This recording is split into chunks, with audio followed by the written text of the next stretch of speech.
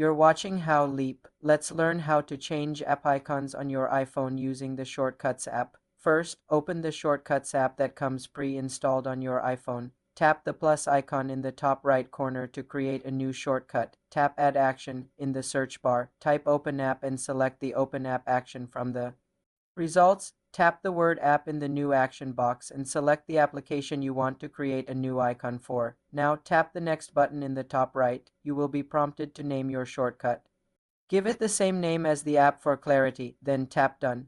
The shortcut is now saved. To change its icon, tap the three dots on the shortcut style to open its settings. On the Details page, tap the icon next to the shortcut's name. Select Choose Photo to pick an image from your library, or Choose File to pick an icon from your files. You can also tap Choose Emoji to use an emoji. After selecting your icon, tap the back arrow, then tap Add to Home Screen.